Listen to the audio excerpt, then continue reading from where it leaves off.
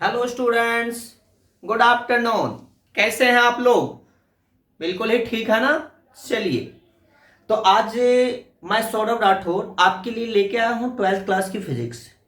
चलिए, twelfth class की physics में आपको थोड़ा याद दिलाऊं। जो थर्ड यूनिट का जो सेकंड चैप्टर था वो हमने कंप्लीट किया था।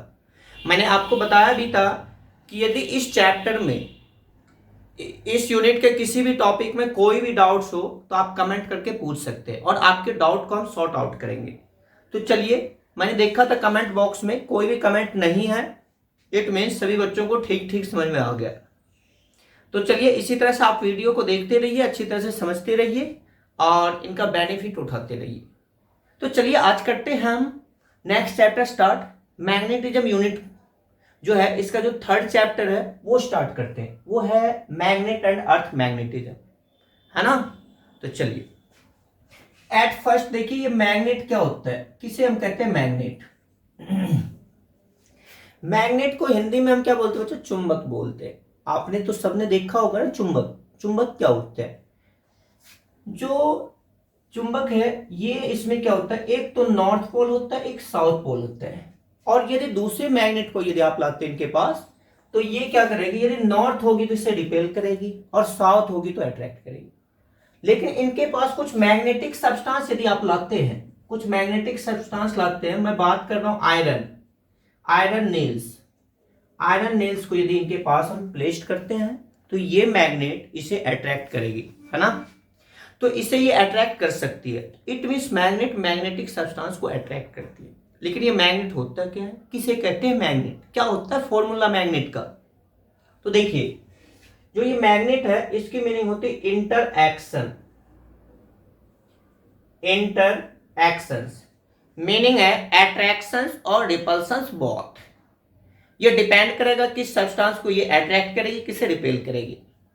तो जितने भी मैग्नेटिक सब्सटेंस सबको ये अट्रैक्ट करती है। तो मैग्नेट के लिए देखिए, एट फर्स्ट ये है आयरन, Fe।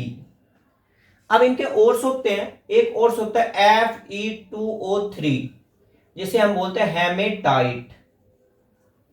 ये है हेमेटाइट। फिर है Fe3O4 और इसे हम बोलते हैं मैग्नेटाइट। अब जो हेमेटाइट है ना, इसमें से हम आयरन को एक्सट्रैक्ट करते हैं। एक्सट्रैक्शन ऑफ मेटल्स में हम हेमेटाइट ओर्स में से आयरन को एक्सट्रैक्ट कर लेते हैं। लेकिन जो ये मैग्नेटाइट है, इस मैग्नेटाइट ओर से जो हम अलग करेंगे वो है मैग्नेट, Fe। इसी को हम कहते हैं मैग्नेट। Is that clear? अब देखिए, मैग्नेट जो होती है इसमें दो पोल होती है। कौन कौन सी? एक तो होती है नॉर्थ पोल, ये है नॉर्थ पोल, और ये है साउथ पोल। जो नॉर्थ पोल है ये तो पॉजिटिव चार्ज कैरी करते हैं, और जो साउथ पोल है ये नेगेटिव चार्ज कैरी करते हैं। और इनको जो मिलाने वाली ये लाइन होगी ना, इसे हम बोलते हैं मैग्नेटिक एक्सिस। मैग्नेटिक एक्सिस, ठीक। तो पोल कितने हैं? दो टाइप से होता है पोल, एक नॉर्थ पोल, एक साउथ पोल। अब देखिए, जो ये पोल है नॉर्थ और साउथ दोनों ही पोल है, और दोनों को मिलाने वाली लाइन जो होती है वो मैग्नेटिक एक्सिस होती है। लेकिन हम पोल किसे कहते हैं? ये पोल कहां पे होते हैं, है ना, इंटरेस्टिंग। पोल के लिए मैग्नेट का वो पोर्शन जहां पे अट्रैक्टिंग और रिपल्सिंग कैपेसिटी मैक्सिमम हो, उसे हम पोल कहते हैं। ए स्मॉल पोर्शन और point of magnet which possess the maximum attracting और repulsing capacity is called pole. किसे कहेंगे पोल? जहां पे मैक्सिमम अट्रैक्टिंग और रिपल्सिंग कैपेसिटी होगी उसी को हम पोल कहते हैं।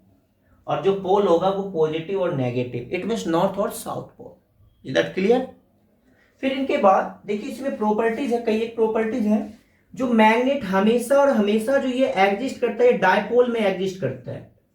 डाई की मीनिंग होती है बच्चों फिजिक्स केमिस्ट्री में दो, इट मींस टू, और पोल नॉर्थ एंड साउथ।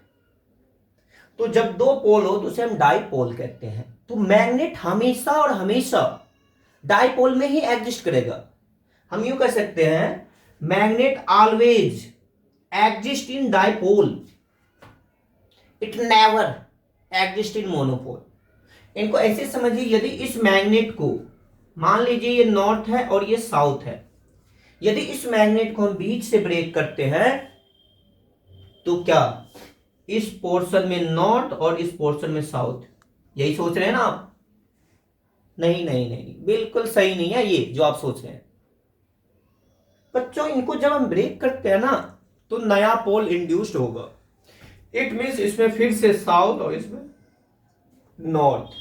आप मैग्नेट को ब्रेक करते जाइए करते जाइए करते जाइए, लास्ट एंड पे भी यदि मैग्नेट का पार्टिकल्स बचा हुआ है तो उसमें दोनों के दोनों पोल एग्जिस्ट करेंगे।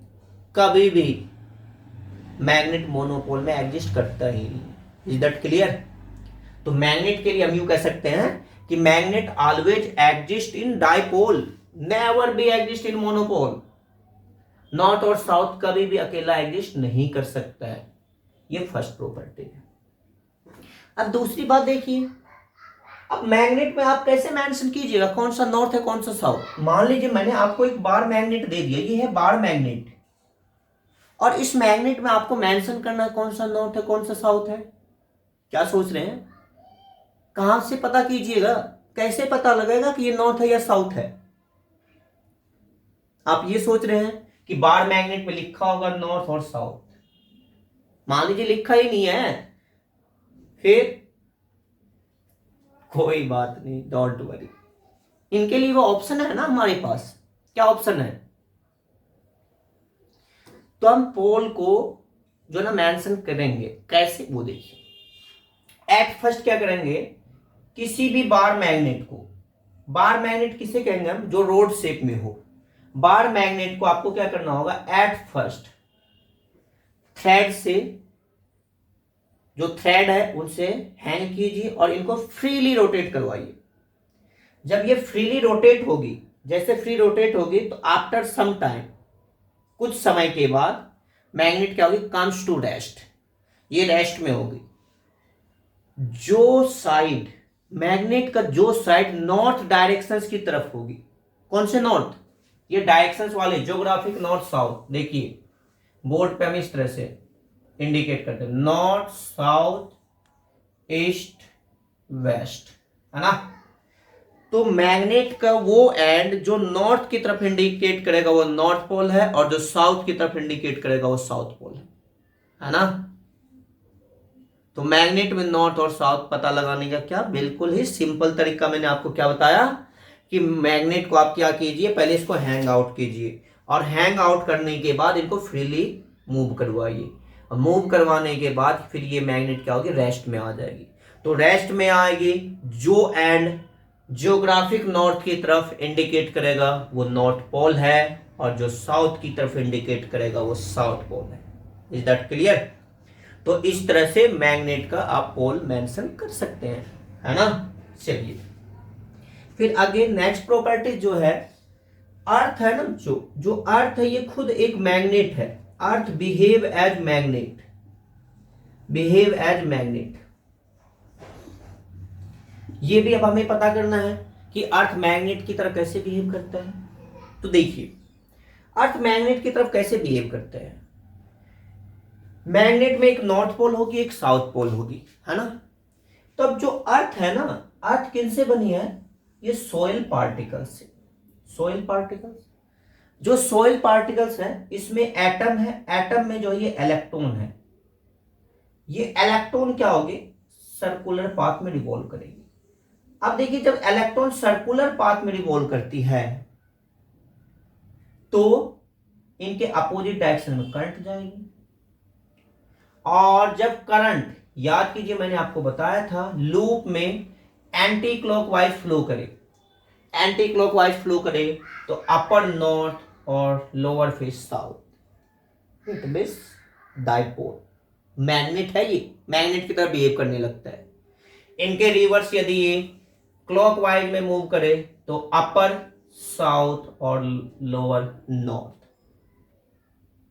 तो है ना अर्थ एक मैग्नेट। या आप ऐसे भी कह सकते हैं अर्थ जो है इसमें जो मोल्टन कोर्स होते हैं, मोल्टन कोर्स, इसमें आयंस होगी, और जो अर्थ रिवॉल्व करती है, अब जो रिवॉल्व करेगी सर्कुलर पाथ में, अब जो आयंस मूव करेगी, आयंस की मूवमेंट की वजह से करंट फ्लो करेंगे। और जब करंट फ्लो होगी सर्कुलर लूप में, तो ये वाले कॉन्सेप्ट लगा के आप क्लियर कर सकते हैं कि अर्थ जो है खुद में एक मैग्नेट है। जितने भी है ये सारे के सारे मैग्नेटिक प्रॉपर्टीज को रिप्रेजेंट करेगा। तो finally earth behave as magnet. Is that clear? चलिए, इनके बाद जो मैग्नेट है, जो मैग्नेट होती है ना बच्चों, ये मैग्नेटिक सब्सटेंस को अट्रैक्ट करती है। मैग्नेटिक सब्सटेंस, मैग्नेटिक सब्सटेंस को अट्रैक्ट करती है। तो हम यूं कह सकते हैं जो स्मॉल पीस ऑफ मैग्नेट है वो अट्रैक्ट करेगी मैग्नेटिक सब्सटेंस को। आयरन नेल्स हो या अदर कुछ हो, सबको ये अट्रैक्ट करेगी। Is that clear? चलिए, इसी तरह से अब जो मैग्नेट में है बच्चों, ये मैं आपको इंट्रोडक्शन बता रहा हूं इस चैप्टर का। ये मैग्नेट की क्या क्या प्रॉपर्टीज हो सकती है, हर एक प्रॉपर्टीज को ठीक से देखिएगा। चैप्टर का बेसिक कॉन्सेप्ट है, इसी बेसिक कॉन्सेप्ट पे चैप्टर को हम आगे बढ़ाएंगे, है ना।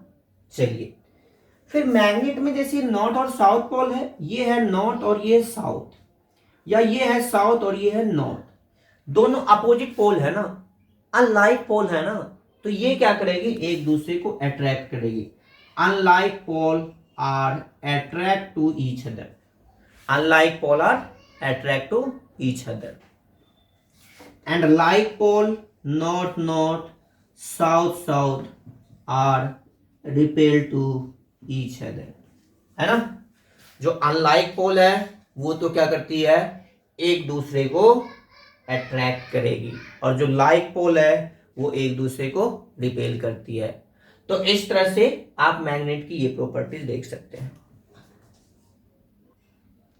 इसी तरह से चलिए नेक्स्ट प्रॉपर्टीज की तरफ देखते हैं। अब नेक्स्ट प्रॉपर्टीज के लिए चलिए Coulomb's law, Coulomb's law of magnetic force.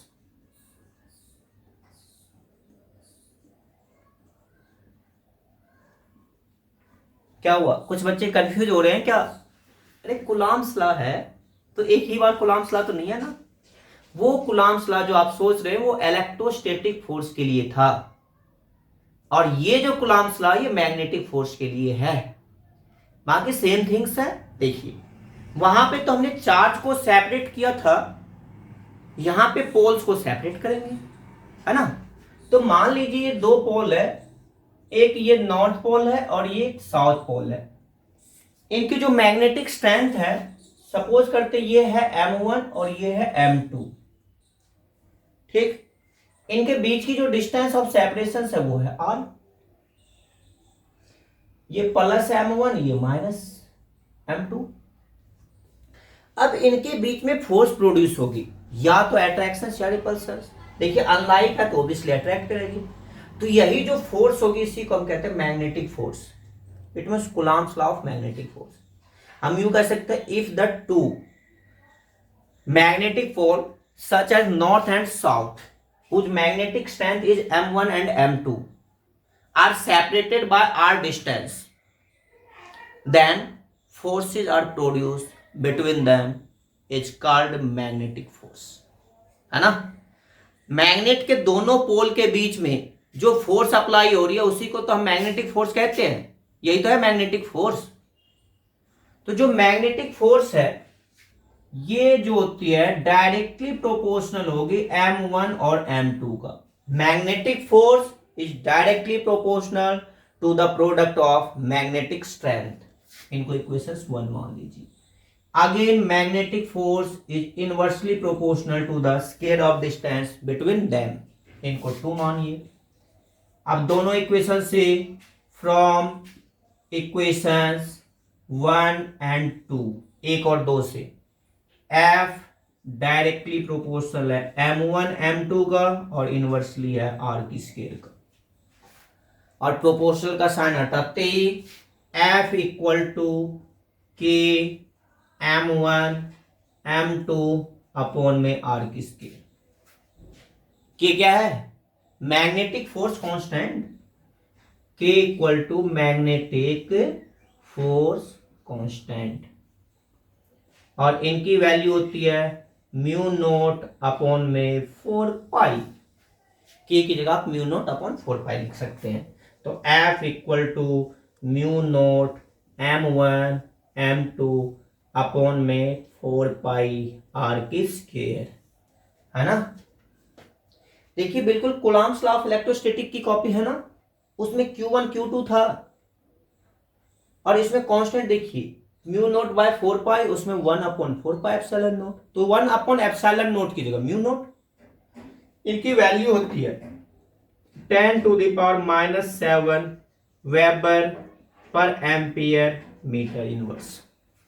ठीक, यदि म्यू नोट की वैल्यू लिखते हैं तो mu naught equal to 4 pi into 10⁻⁻7 weber ampere inverse metre inverse.